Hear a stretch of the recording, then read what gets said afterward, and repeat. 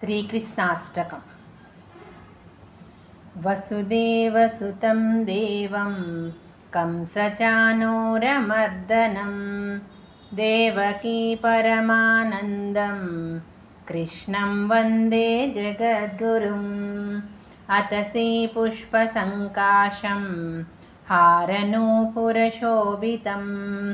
रत्नकङ्कणकेयूरं कृष्णं वन्दे जगद्गुरुम्। कुटिलालकसंयुक्तं पूर्णचन्द्रनिभाननं विलसत्कुण्डलधरं देवं कृष्णं वन्दे जगद्गुरुम्। मन्दारगन्धसंयुक्तं चारुहासं चतुर्भुजं बर्हि पिञ्चाङ्गचूडाङ्गं कृष्णं वन्दे जगद्गुरुम्। उत्फुल्लपद्मपत्राक्षं नीलजीमूतसन्निभं यादवानां शिरोरत्नं कृष्णं वन्दे जगद्गुरुम्।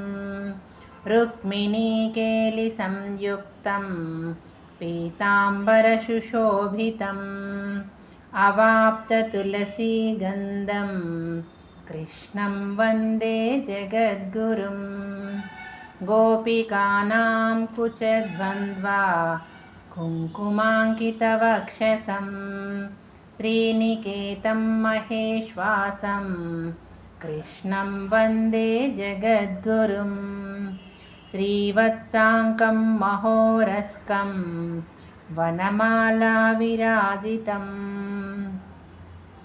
शङ्खचक्रधरं देवं कृष्णं वन्दे जगद्गुरुम्।